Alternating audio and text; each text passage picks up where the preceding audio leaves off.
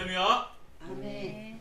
오늘도 우리 히즈라이프 처치는 하나님께 최고의 예배를 드리길 소망합니다. 어떻게 한 주 동안 승리하시면서 잘 지내셨습니까? 대답하시는 분이 없네요. 굉장히 폭염 때문에 힘드셨나 봅니다. 오늘은요, 제가 기도에도 하나님께 올려드렸지만 7월의 마지막 주입니다. 폭우와 폭염을 왔다 갔다 하다가 장마가 갑자기 끝났다는 소식을 들었습니다. 이렇게 장마가 끝난다고? 앞으로 또 비 소식이 있겠지만 그러나 정말 그 폭우의 장마는 어느 정도 정리가 된 것 같습니다. 그래서 그 장마 끝난 다음에 늘 찾아오는 것이 바로 폭염이죠. 덥고 너무나 더운데요. 이렇게 더울 때면 이런 생각이 듭니다. 이제 2023년도 절반이 지나갔구나. 1년이 12월로 이루어졌는데 이제 7월이 다 가고 있습니다.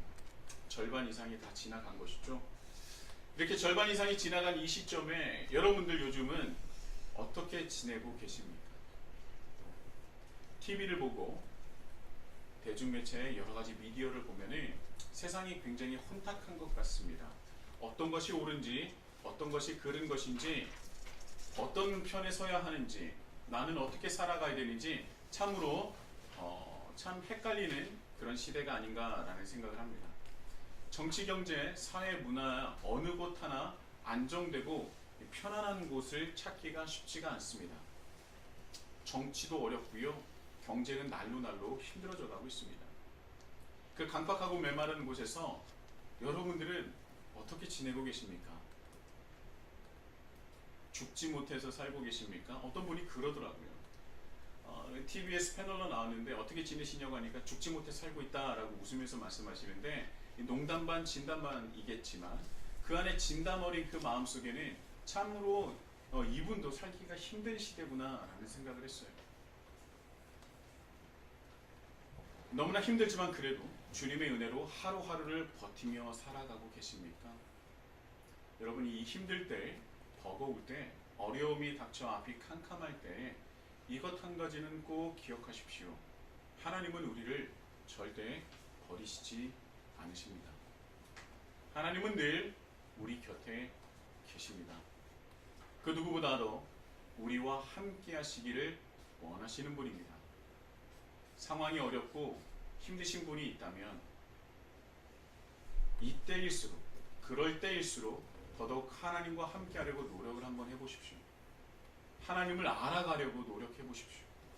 하나님은 분명히 기다렸다는 듯이 응답하여 주시고 여러분 마음에 세상이 줄 수 없는 평안함과 위로와 힘을 더해 주실 줄 믿습니다.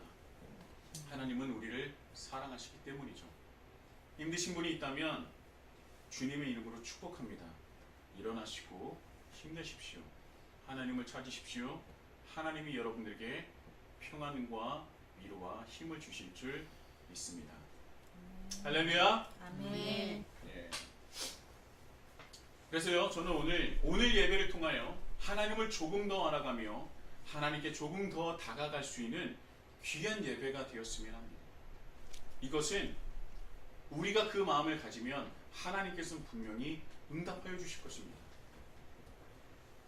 이 은혜가 우리 히즈라이프 처치 안에 함께하기를 예수님의 이름으로 축복합니다. 아멘. 자, 지난주에 이어서 오늘도 세례 요한에 대한 말씀으로 은혜를 나누고자 합니다. 세례 요한의 사역은 크게 두 가지로 나눌 수 있다고 했는데 무엇과 무엇인지 기억하십니까? 세례 요한의 사역은 무엇과 무엇으로 나눌 수 있다. 가장 대표적인 게 무엇이죠? 세례와 회개죠. 그래서 회개와 세례로 나눌 수 있다고 말씀을 드렸습니다. 그리고 이 회개와 세례는요, 뗄래야 뗄 수 없는 관계예요. 성경을 보면 이스라엘 백성의 회개의 역사다라는 생각이 듭니다. 그러니까 성경을 보면 성경은 이스라엘 백성의 회개의 역사구나라는 생각이 들어요. 하나님께 택함을 받았음에도 불구하고 등 따시고 배가 부르게 되면 그들은 반복적으로 죄를 짓고 그리고 수많은 어려움과 고통을 당하면서 다시 주님께 돌아오는 모습, 이 모습이 반복적으로 그려지고 있지 않습니까? 신명기의 말씀을 보면 가나안 땅에 들어가는 이스라엘 백성을 향해서 이들이 하나님 앞에서 어떻게 살아야 하는지, 그리고 무엇을 하면 안 되는지를 위해서, 또 무엇을 위해서 살아가야 하는지를 모세가 반복적으로 신명기 말씀을 통해서 선포하고 있어요. 모세가 굉장히 걱정이 되었었던 것 같습니다. 이스라엘 백성들이 가나안 땅에 들어가서 어떻게 살아갈지, 또 그들이 무엇을 해야 하는지, 또 무엇을 하지 말아야 하는지, 그들이 무엇을 위해서 살아가야 되는지 계속 지속적으로 말씀을 전하고 있어요. 걱정이 돼서겠죠. 왜냐하면 모세는 이제 이스라엘 백성들과 함께하지 못하지 않습니까? 스스로가 그것을 너무나 잘 알고 있기 때문에 더 걱정이 되고 염려가 되어서 신명기에 그렇게 이스라엘 백성들에게 반복적으로 말씀을 전하고 있는 것입니다. 왜 그랬겠어요? 모세가 이스라엘 백성들과 40년 광야 생활을 지내면서 그들이 지속적으로 불평과 불만과, 그리고 하나님께서 그 노예의 삶에서 자유인으로 바꿔주셨음에도 불구하고요, 그들이 변화되지 않았다는 것을 많이 느끼고 보고 경험했어요. 모세가 그들과 함께 있을 때는 그나마 하나님, 이들을 멸하시려면 저를 생명책에 지워주십시오 라고 하나님께 말씀드릴 정도로 모세가 이스라엘 백성들을 위해서 얼마나 헌신을 했습니까? 그래서 여기까지 이르렀는데 이제는 가나안 땅에 들어가는 이스라엘 백성들과 함께 할 수 없는 거예요. 너무나 걱정이 됩니다. 그래서 신명기의 말씀이 기록된 것이죠. 저들이 정말 가나안 땅에서 잘 살 수 있을까? 그 안에 들어가면 지금보다 더 많은 전쟁도 있을 텐데 그 전쟁을 잘 치를 수 있을까? 혹여 포기하지는 않을까? 반대로 전쟁에 승리해서 교만해지지는 않을까? 가나안 땅에 있을 수 있는 수많은 변수들과 생각지도 못한 일들이 일어나고 경험하게 될 텐데 그때마다 그들이 믿음으로써 하나님 나라의 백성으로서 잘 견디고 극복하고 이겨낼 수 있을까? 그런데요, 아니나 다를까 가나안 땅에 들어간 이스라엘 백성들은요, 시간이 점차 지남에 따라 모세가 하지 말라는 것을 그대로 다 합니다. 하나도 빠짐없이 다 해요. 아니, 그보다 더 심하게 하나님 앞에 죄를 짓습니다. 모세의 걱정과 염려가 현실이 된 것이죠. 그래서 신명기 이후에 기록된 성경 속에서 드러나는 이스라엘 백성들의 삶은 회개의 연속일 수밖에 없었던 것입니다. 죄를 짓고 벌을 받고 회개하고, 또 얼마 가지 않아 또 비슷한 죄를 짓고 벌을 받고 회개하고, 그러나 결국 이스라엘 백성들의 자부심이자 정체성이 담겨있는 예루살렘과 성전이 완전히 파괴되어 버리는 그런 것들, 그런 어마어마한 치욕을 경험하게 되는 것이죠. 그래서 이스라엘이라는 나라가 사라지게 되었어요. 식민지와 속국의 삶을 살아갈 수밖에 없었죠. 자, 그렇다면 2000년 전 세례 요한이 사역하던 때도 마찬가지였습니다. 로마의 지배에서 벗어날 수 없었고요, 황제를 신으로 숭배하라는 명령을 따를 수 없었던 이스라엘 백성들은요, 그 어떤 때보다 극심한 고통의 시간을 보내고 있었습니다. 그때 세례 요한이 나타났어요. 이사야 40장의 말씀으로 이 백성들을 위로하기 시작했습니다. 위로했어요. 너희들의 이제 고통의 때는 지나갔다. 오히려 너희들은 여호와의 길을 예비할 때가 왔다. 백성을 위로하기 시작했습니다. 사람들의 귀가 뻥 열리고 귀가 쫑긋해진 거예요. 내가 이제까지 이렇게 힘든 시간을 보내는데, 우리 그 백성들이, 이스라엘 백성들이, 하나님께 선택받은 민족들이 이제까지 너무나 힘든 시간을 경험했는데 이제 그 시간이 끝났다고? 사람들이 기뻐했을까요? 싫어했을까요? 기뻐했어요. 기뻐했죠. 이제인가? 바로 여기부터인가? 그런데 세례 요한은요, 그 말씀을 끝나는 것이 아니라 너희들이 회개해야 한다라는 말을 반드시 덧붙입니다.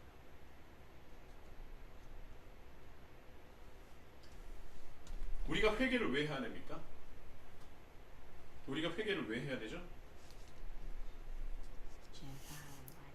어려운 문제는 아닌데 회개를 왜 합니까? 우리가 언제 회개해요? 죄를 지었을 때. 그렇죠. 죄를 지었습니다. 그렇다면 죄는 무엇입니까? 나쁜 짓이요. 나쁜 짓인데 나쁜 짓은요 틀린 말은 아니에요. 그러나 더 정확한 것은 무엇이냐면 죄란 하나님의 뜻을 따르지 않고 하나님의 말씀에 불순종하는 것이 바로 죄입니다. 당연히 나쁜 짓도 하나님의 말씀과 뜻을 따르지 않고 불순종하는 것이겠지요. 그러나 하나님께서 말씀하시는 죄는 더 크고 포괄적입니다. 죄란 하나님의 뜻을 따르지 않고 불순종하는 것이 죄예요. 자, 그런데 여러분, 이 불순종이라는 단어 안에 어떤 뜻이 담겨 있는지 아십니까? 우리가 언제 불순종할 수 있어요? 우리가 언제 불순종하죠? 자기 마음대로 하고 싶을 때. 이 불순종이라는 단어에 어떤 의미가 담겨 있냐면 내가 무엇을 순종해야 될지 알고 있는 거예요. 자, 여러분들이 부모님께서 원하시는 것을 알고 있어요. 부모님들이 무엇을 원하시는지 알고 있습니다. 무엇을 해야 기뻐하시는지 알고 있습니다. 그런데 내가 이렇게 하면 부모님이 기뻐하실 텐데 나는 어떻게 해요? 그 길에 따르지 않고 어떻게 선택합니까? 내가 하고 싶은 대로 선택해요.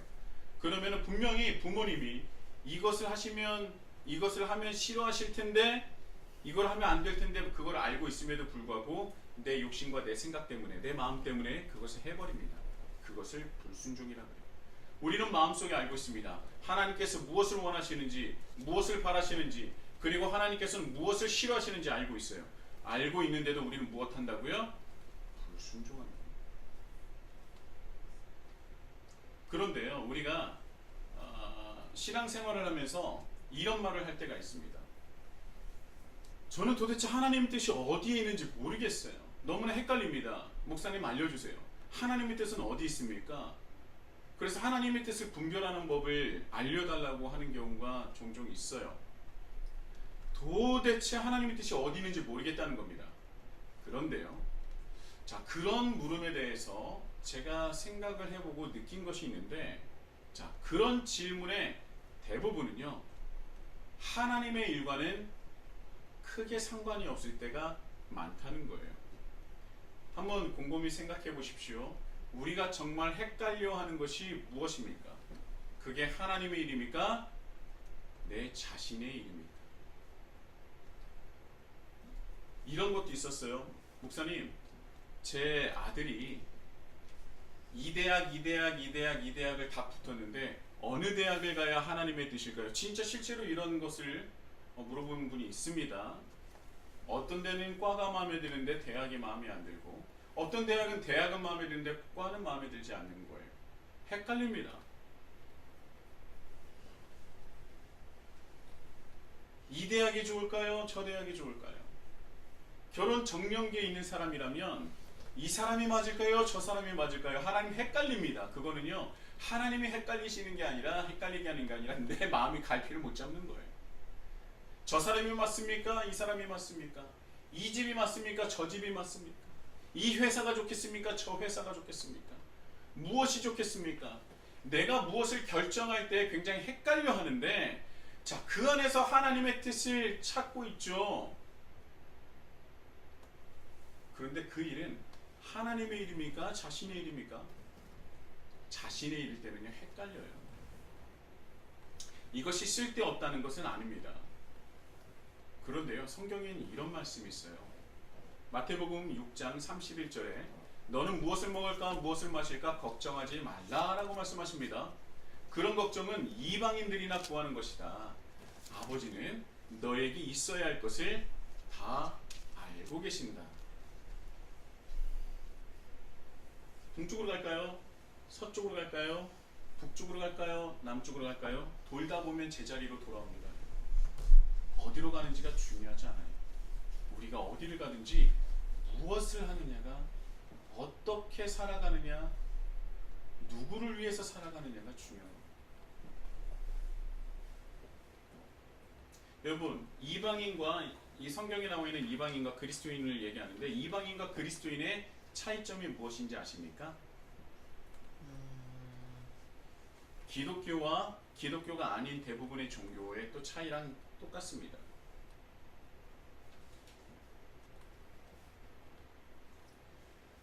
그러니까 이방인들이나, 그리고 이방인들이 원래 섬겼었던 그런 종교는요, 그들이 하는 기도의 방향성은 내가 무엇을 마실까, 무엇을 입을까 하는 나에게 맞춰져 있는 기도와 그런 종교예요. 그런데 기독교는요, 나에게 맞춰져 있는 기도를 하는 종교가 아닙니다. 나에게 전혀 맞춰져 있지 않아요. 초점이 나에게 있지 않습니다. 오직 하나님에게 맞춰져 있는 것이죠.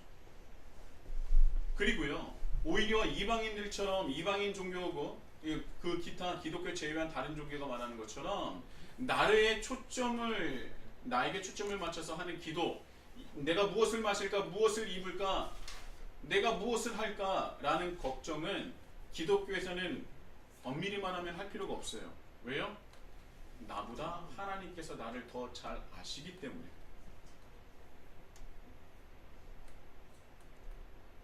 그래서 그리스도인이나 우리 기독교가 기도하는 것은 나의 것이 아닌 하나님의 것이에요. 방금 말씀드린 내가 무엇을 입을까, 무엇을 마실까 염려하지 말라라는 마태복음 6장 31절의 말씀에 이어진 마태복음 6장 33절에 그래서 뭐라고 말씀하시냐면, 그런즉 너희는 먼저 그의 나라와 그의 의를 구하라. 그리하면 이 모든 것을 너희에게 더하시리라. 자, 하나님의 의와 나라를 구해야 하는 것입니다. 그렇다면 나를 위한 노력을 하지 않아도 되는 겁니까? 하나님께서 나를 너무나 잘 아시니까, 하나님이 나를 너무나 잘 아시기 때문에 나는 노력을 안 해도 됩니까? 이렇게 생각하는 사람도 있어요. 근데 절대 그렇지 않죠. 하나님께서 다 해주시는 것이 맞지만, 그러나 하나님은 노력하지 않는 자들에겐 주시지 않죠.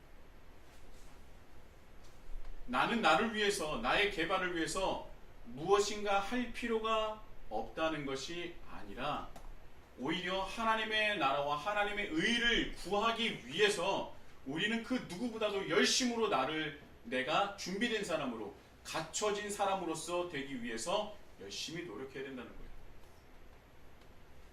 하나님께서 사용하시기에 부족함 없는 나로 만들고 개발하고 성장해야 한다는 것입니다. 그래서 하나님과 함께 하나님 나라를 확장할 수 있을 만한 내가 되기 위해서 최고의 노력을 해야 하는 것입니다. 그러니까 나를 하나님께 맞춰가는 것이죠. 이것이 기독교의 원리입니다. 이게 기독교 신앙의 원리예요. 하나님이 나를 위해서 무엇인가 주시는 것이 아니라, 하나님께서 이루시고 또 역사하시는 그 놀라운 계획 안에 내가 나를 맞춰나가는 것, 그것이 바로 기독교죠. 놀랍지 않습니까? 그래서 이방인 종교, 기복주의와는 완전히 정반대되는 것이 바로 기독교입니다. 아시겠습니까?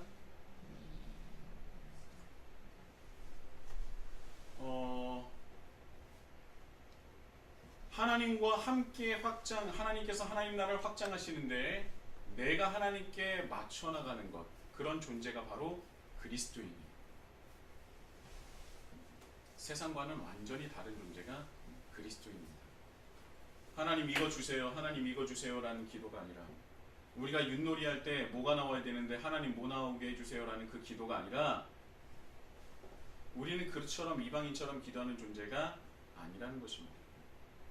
그래서 그리스도인은요, 대학이나 직장이나 배우자나 여러 가지 선택사항 앞에서 이것이 맞습니까? 저것이 맞습니까? 라는 나에게 맞추려는 이방인의 기도가 아니라 내가 이 대학에 가면 어떤 모습으로 하나님의 나라와 의를 구할 수 있을까? 내가 이 사람과 만나 결혼하면 어떻게 하나님 나라를 함께 확장해 나갈 수 있을까? 내가 이 직장에서 어떻게 하나님을 위해서 살아갈 수 있을까? 그 기도를 드려야 한다는 것이죠. 바로 우리가 말이죠. 하나님께서 사용하실 내가 되기 위해서 끊임없이 준비하고 노력하며 또한 하나님께서 나를 사용하실 것을 기대하며 살아가는 존재가 되어야 한다는 것입니다.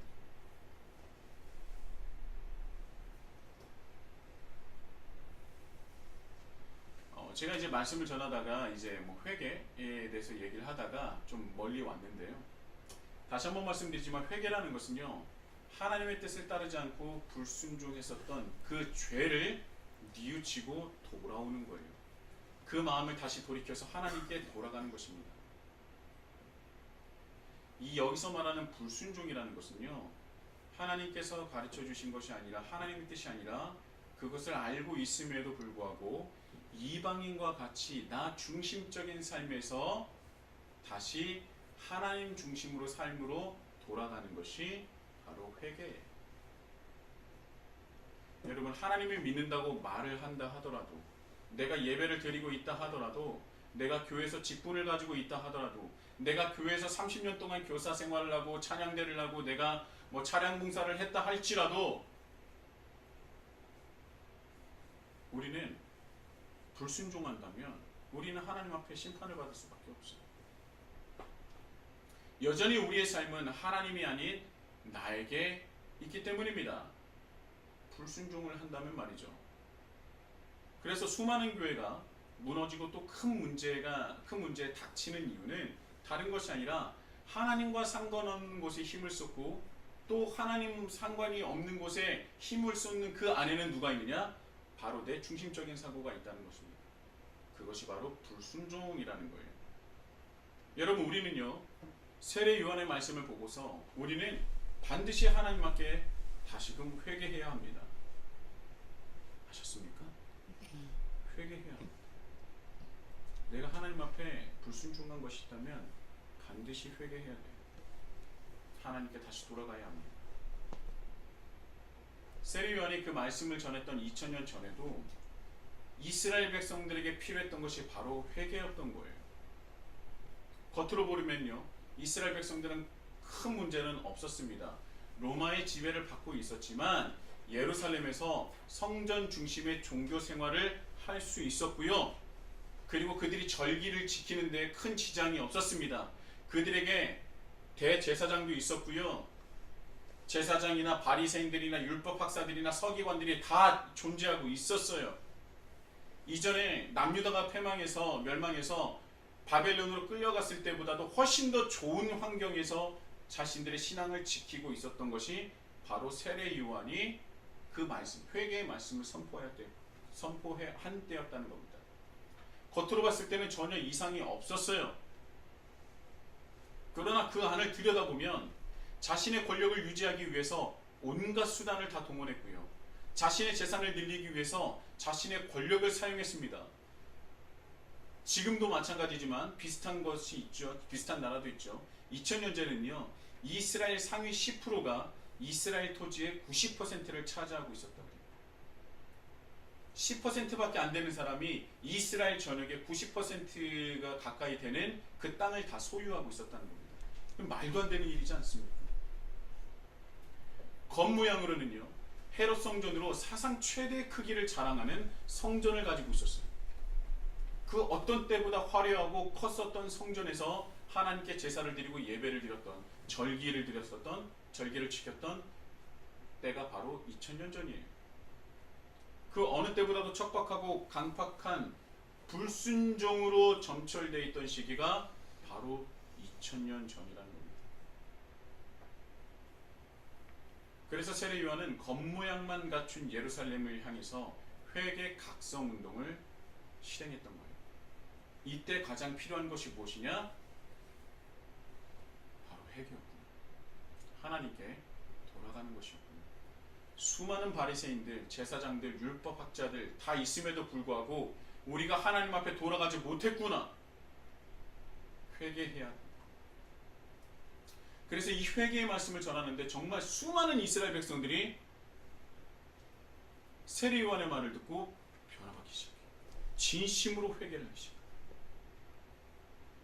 그리고 이어서 세례를 받는 거예요. 자, 세례라는 것은 지난주에 뭐라 그랬습니까?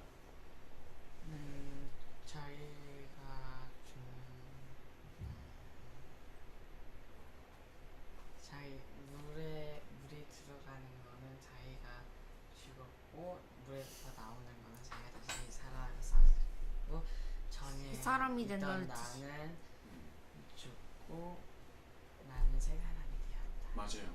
이 세례는요, 완전한 죽음과 완전한 부활을 뜻합니다. 그리고 완전한 부활, 죽음과 부활을 뜻하는데 더 나아가서 한 가지 더. 이것은 내가 이전에 나는 죽었으니 이제 새 사람으로서 그리스도인으로서 내가 하나님을 위해서 살겠다라는 나의 결단이라고 했어요. 그것이 바로 세례입니다. 결단이에요. 내가 하나님의 백성으로 이제는 살아야겠다. 이제 이전에 나는 옛사람은 죽었다. 이제 물에 완벽하게 잠김으로 말미암아 나는 숨이 멎었고 나는 죽은 거예요. 그리고 다시 하나님의 은혜로 나는 다시 완전한 부활을 하는 겁니다. 누구로서? 하나님의 자녀, 하나님의 백성으로서. 이 놀라운 은혜가 이루어지는 것이 바로 세례예요. 하나님께서는 내가 너를 내 자녀로서 받아주고, 그 전에 나의 결단이 있는 거죠. 하나님, 이제는 내가 하나님의 백성으로 하나님의 자녀로서 나아가겠습니다. 저를 받아주십시오. 그때 하나님께서 그를 받아주셔서 너는 내 아들이다 라고 말하는 것이 쌍방간에 깨지지 않을 영원한 언약이 바로 이 세례라는 거예요. 바로 나의 결단이죠. 그리고 그 결단을 하나님께서 기뻐 받아주셔서 하나님의 자녀로 받아주시는 놀라운 은혜가 있는, 놀라운 하나님의 사랑이 담겨있는 것이 바로 세례입니다. 이제는 완전한 내가 부활을 맞이해서 새로운 나로 거듭나게 되는 거예요. 그래서 이제부터는요, 내가 무엇을 먹을까, 무엇을 입을까 걱정하며 이방인과 같은 기도를 드렸던 내가, 나 중심적인 기도를 드렸던 내가 죽고 하나님을 위한, 하나님 나라와 하나님의 의를 위한 기도를 드리는 거룩한 존재가 되는 것입니다. 이것이 바로 세례 요한이 외쳤었던 회개와 세례였던 거예요. 이 회개와 세례의 은혜가 우리 히즐라이프 처치 한 분 한 분에게 이루어지길 예수님의 이름으로 축복합니다. 아멘. 이런 놀라운 은혜가 앞으로 우리에게 임할 것입니다. 여러분, 이 회개각성 운동을 진행하던 세례 요한은요, 예루살렘의 종교 지도자들에게 큰 충격을 안겨다 주었다고 했죠. 이 당시 종교 지도자들은요, 이스라엘 백성들에게 존경을 받고 있지 못했어요. 그들이 숨기고 싶었으나, 가리고 싶었으나 로마와 결탁하여 권력을 유지하고 있다는 것을 모르는 사람은 없었기 때문입니다. 그래서 대제사장으로 존중은 했지만 그러나 그들의 이스라엘 백성들의 존경은 받지 못했어요. 그런데 이스라엘 백성들의 존경과 사랑이 세례 요한에게 향하는 것을 보고 그들은 시기와 질투 그리고 위기감을 느꼈던 것입니다. 그래서 그가 어떤 존재인지 이사야 그리고 말라기 그리고 신명기에 예언된 메시아인지 엘리야인지 선지자인지를 알고 싶었던 거예요. 그래서 부랴부랴 제사장들과 레위인들을 보냈던 것이죠. 그런데요, 그 제사장들과 레위인들과 하는 그 대화 내용이 바로 오늘의 말씀인데, 오늘의 그 말씀을 보면 세례 요한이 얼마나 하나님 중심에 딱 서 있는지를 우리는 알 수 있습니다. 이스라엘 백성들의 존경을 받고 그 많은 관심과 사랑을 한 몸에 받고 있었던 세례 요한은 어떻게든 자신의 위치를 지키려는 종교 지도자들과는 완전히 결이 달랐습니다. 자신이 왜 회개 운동을 진행하고 있는지, 무엇을 위하여 지금 이 자리에 서 있는지를 그는 잊지 않고 있었습니다. 여러분, 우리 인생에 있어서 여러분들 좀 어리겠지만 여러분은 가장 위험한 때가 언제인지 아십니까? 내가 정말 많은 문제에 닥쳐서 정말 한 줄기의 빛이 없을 때, 안 보일 때가 위험할까요? 아니면 모든 것을 다 성공해서 가장 최고의 정점에 이르렀을 때가 위험할까요? 최고의 점. 최고의 장점. 최고의 정점. 네. 말을 하다 보니까 최고의 정점이 맞는 것 같죠, 그죠? 네. 정확합니다. 정말 정확해요. 사람이 살아갈 때 가장 위험한 때는, 그 위기는 언제냐? 최고의 정점에 있을 때입니다. 왜냐하면 정말 내가 문제가 있고 내가 힘들고 어렵고 정말 극한의 상황에 이르를 때는요, 그것을 타개하고자 어마어마한 노력을 합니다. 이스라엘 백성이면 그때 누구를 찾아요? 하나님을 찾잖아요. 다시 회복합니다. 그런데 정점에 있을 때는요, 무슨 일밖에 없어요? 타락. 예, 타락하고 떨어질 일밖에 없는. 세례 요한은요, 자신을 찾아온 제사장들과 레위인들에게 자신이 어떤 존재인지, 지금 내가 이스라엘 백성들에게 얼마나 많은 존경을 받고 있고 얼마나 큰 사랑과 관심을 받고 있고 얼마나 우러러보는 존재인지를 그들에게 드러내고 싶지 않았습니다. 세례 요한이라고 한다면 정말 이스라엘 전역을 들썩들썩하게 하는 존재인데도 불구하고 제사장들과 레위인들이 너는 누구냐 하고 찾아왔을 때 그 앞에 나를 높이지 않았다는 겁니다. 내가 정점에 이르러 있는 상황인데도 불구하고 그는 절대 자신을 높이지 않았습니다. 드러내고 싶어 하지 않았습니다. 사도 요한과 그리고 예수님 그리고 그의 제자들이 세례 요한을 봤을 때 말라기에 예언된 엘리야라고 언급을 합니다. 그런데요, 세례 요한은 스스로 자신이 엘리야도 아니다, 무엇도 아닌 존재다 라고 말하고 있습니다. 그리고 자신을 낮추면서 오히려 내 뒤에 오실 일을 준비하고 예비하는 존재다, 철저하게 하나님의 중심으로 사역을 이끌어가고 있는 것입니다. 나를 드러내는 것이 아니라 정말 정점에 이르를 수 있었던 자신의 위치를 사람들에게 과시하는 것이 아니라 오히려 너가 누구냐라고 묻는 이들에게 나는 아무것도 아니다, 오히려 내 뒤에 오실 이가 있는데 나는 그의 신발끈을 붙들기에도 벅찬 존재다.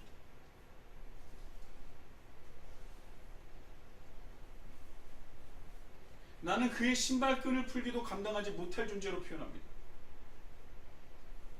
이 말을 들은 제사장들과 레위인들은요, 자신과 다름을 느꼈을 거예요. 굉장히 당황했을 것입니다. 내가 누군지 알아? 내가 엘리야야 라고 얘기할 줄 알았겠죠. 그런데 세례 요한은 자신을 낮추고 누구를 높이고 있어요? 바로 예수님을 높이고 있는 거예요. 아직 이들이 알지도 못하는, 그러나 이들이 경험하게 될 것인 그 예수님을 높이고 있는 거예요. 세례 요한 자체도 감당하기 힘든데 더 큰 존재가 온다니 제사장들과 레위인들은 얼마나 깜짝 놀랐겠습니까? 어질어질했을 거예요.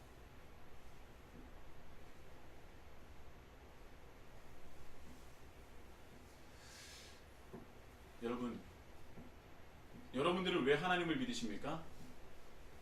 자, 여러분들은 왜 하나님 믿으세요? 아빠 엄마가 믿으라고 하니까? 왜 하나님 믿으세요? 잘 모르겠죠. 사람들은요, 대부분 종교를 가질 때 여러 가지 이유가 있어요. 그런데 대부분 종교를 가지는 이유는요, 다 자기가 잘 되기 위해서 종교를 믿습니다. 종교를 가져요. 이 강박한 세상이기 때문에 살다 보니 평안한 마음을 얻고 싶기도 하고 위로를 받고 싶기도 하고 그런 마음이 드는 건 어쩌보면 당연한 것입니다. 그래서 대부분의 종교는요, 그냥 나를 위한 교리를 가지고 있어요. 어떻게 하면 복을 받을 것인가? 기도할 때는 이렇게 기도해야 된다. 뭐를 더 드리면 된다. 그럼 너는 복을 받을 것이다. 근데 기독교는 그렇지 않다고 했죠. 기독교는 반대예요. 나의 평안함과 위로를 받기 위하여 믿는 종교가 아니라 하나님의 자녀가 되기 위하여 믿는 종교가 바로 기독교입니다. 물론 하나님의 자녀가 된다면 세상이 줄 수 없는 평안과 위로와 힘을 우리는 받을 수 있어요. 그러나 그것은 어디까지나 내가 어떻게 하나님을 믿고 따르는지에 달려 있는 것이죠. 이럼에도 불구하고 기독교는 많은 오해와 왜곡을 당해왔습니다. 그것은 교회 밖에서만 이루어지는 것이 아니라 요즘에 교회 안에서도 이루어지고 있다는 것이 참으로 안타까워요. 기복주의가 얼마나 교회를 멍들게 하고 얼마나 세상과 함께 정말 어디가 세상인지 모를 정도로 그렇게 우리를 어지럽히지 않았습니까? 기복주의도 그렇고요. 구원파적인 구원론이 바로 그렇습니다. 믿기만 하면, 세례를 받기만 하면 죽어서 천국을 간다는 것이기에 교회에서는요, 그 다음엔 전할 것이 없으니까 세상적인 복을 말할 수밖에 없는 거예요. 이 구원파적인 이 구원론, 그냥 믿기만 하고 내가 시인만 하고 내가 세례만 받으면 그냥 죽어서 다 천국 간다는 그런 비성경적인 얘기를 하고 있는 교회가 너무나 많다는 것이죠. 믿음이 무엇인지 세례가 무엇인지 제대로 안다면 구원파적인 구원론은요 자리를 잡을 수 없습니다. 기복주의조차 빠질 수가 없는 것이죠. 여러분, 교회를 등록하는 이유가 들어보면요, 사업이 좋지 않아서, 가족이 몸이 안 좋아서, 가족이 안 좋은 일이 일어나서 내가 큰 일을 앞두고 있어서 교회에 등록하는 사람들이 실제로 정말 많습니다. 갑자기 안 좋은 일이 찾아올 때 교회를 찾는 것이죠. 안 찾는 것보다 찾는 것이 낫기는 하나, 그러나 신앙의 첫 단추를 잘못 깨면 신앙이 온전히 성장하지를 못합니다. 자신의 문제나 어려움을 해결하기 위하여 찾아온 분들은요, 대부분 신앙의 뿌리를 깊게 내리지 못해요.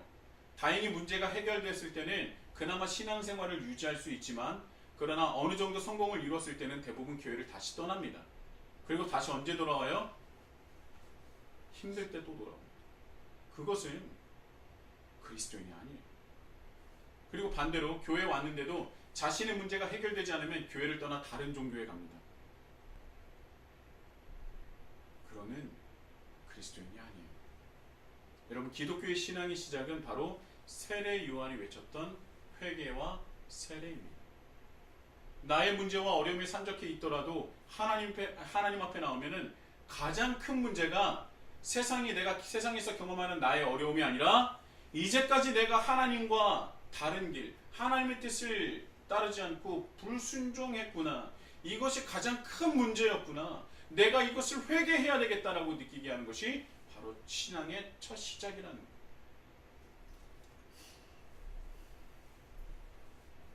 하나님을 믿는다는 것은 하나님의 뜻을 따르며 하나님의 뜻을 순종하는 것을 의미합니다. 그저 교회를 다니고 예배를 드리며 때로 봉사하는 것이 전부가 아니라는 것입니다. 하나님의 뜻을 따르는 것, 순종하는 것, 내 삶의 중심과 주인이 내가 아니라 하나님이라는 것을 인정하고 결단하며 그렇게 살아가는 것이 바로 하나님을 믿는다는 거예요. 세례 요한은 온 이스라엘을 들썩들썩하게 만들 정도로 큰 영향력을 가졌습니다. 그러나 그는 자신에게 쏟아지는 관심과 존경에 집중하지 않았고요. 오직 자신을 통한 하나님의 역사하심이 그 목적이었습니다. 그래서 그는 흔들리지 않았어요. 이 믿음을 보고 제사장들과 레위인들은 물론 로마의 지도자들까지도 세례 요한을 함부로 대하지 못했다는 것입니다. 사랑하는 히즐라이프 처치 귀한 형제 자매 여러분, 우리는 무엇을 위하여 하나님을 믿는 것입니까? 내 문제, 내가 잘되기 위해서, 심신에 지친 나를 위해서 하나님을 믿고 계십니까? 교회를 찾고 계십니까? 하나님 안에서 세상이 줄 수 없는 평안과 위로와 우리는 큰 힘을 받고 누릴 수 있습니다. 그러나 내가 하나님 안에서 평안함과 위로를 받는 것이 기독교의 본질이 아니에요. 그것은 그리스도인이 누릴 수 있는 지극히 작은 파편적인 선물일 뿐입니다. 그리스도인이 하나님을 믿음으로 누릴 수 있는 가장 큰 기쁨과 놀라운 특권은 바로 하나님의 뜻을 따르고 순종하여 하나님의 역사하심에 동참하는 거예요.